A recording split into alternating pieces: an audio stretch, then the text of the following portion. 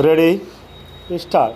श्रीमान, अपने अनुभव के पश्चात गेहूं के थोक व्यापार के संबंध में जैसा मैंने पूर्व में भी बताया था कि अपनी गलत नीतियों के कारण सरकार अब चावल के थोक व्यापार से बाज आएगी, परंतु मेरी समझ में नहीं आता है कि सरकार किस आधार पर ऐसी नीति निर्धारित करती है। हमने पहले सोचा था कि हमारी सरकार अच्छी है, सरकार का कार्य अच्छा है। शायद हमारी सरकार किसानों के हित में नीति निर्धारित करती है, वह भी साकार नहीं हो सका। फिर सोचा कि उपभोक्ताओं के हित में नीति निर्धारित कर रही है, वह भी सच नहीं हुआ। बाद में हमारी समझ में आया कि वह सिर्फ अपनी छवि बनाने के लिए नीति निर्धारित करती है, लेकिन जब हम देखते हैं तो मालूम होता है कि यदि किसानों के हित में उसने यह नीति बनाई है तो उसका लागत मूल्य उनको मिलना चाहिए, तो उन्हें वह भी नहीं मिला। यदि उसने उपभोक्ताओं के हित में नीति निर्धारित की है तो क्या उनको उचित मूल्य पर वे वस्तुएं उपलब्ध हुई हैं? और यदि उसने अपने हित में यह नीति बनाई है तो क्या सरकार के कार्यों की लोग प्रशंसा कर रहे हैं? परंतु हम देखते हैं कि सरकार की किसी ने प्रशंसा नहीं बल्कि लोगों ने आलोचना की है। शायद उसने किसी के हित में अपनी नीति निर्धारित नहीं की है, उसी कारण से उसकी कोई प्रतिष्ठा नहीं बन रही है।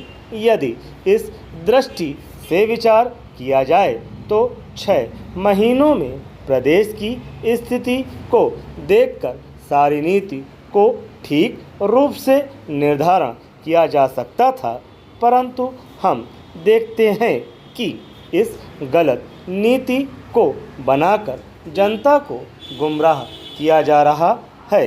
केवल कुछ लोगों का हित किया जा रहा है और सत्ता में बने रहने के प्रयत्न किए जा रहे हैं।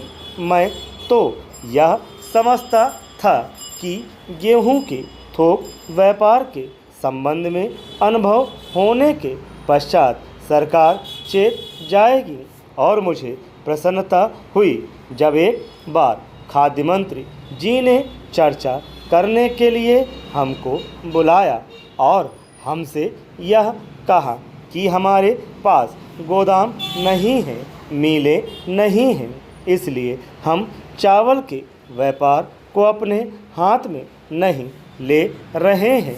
मुझे उनकी बात सुनकर ऐसा लगा कि खाद्य मंत्री जी यथार्थवादी नीति पर चलेंगे, परंतु 10 दिन के पश्चात उन्होंने यह घोषणा कर दी कि हम चावल मिल अपने हाथ में ले रहे हैं और इस वर्ष तो नहीं, अगले वर्ष तक चावल का व्यापार अपने हाथ में ले लिया जाएगा।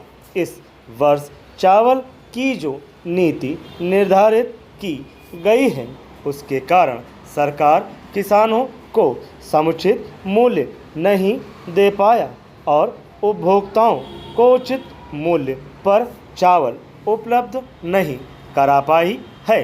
मैं समझता हूँ, जैसा कि मैंने कहा, अपने दलगत स्वार्थ की पूर्ति करने के लिए और सत्ता में बने रहने के लिए ये सारी नीतियाँ निर्धारित की जाती हैं। पिछले 8 महीने से अनाज की बड़ी अव्यवस्था फैली हुई है।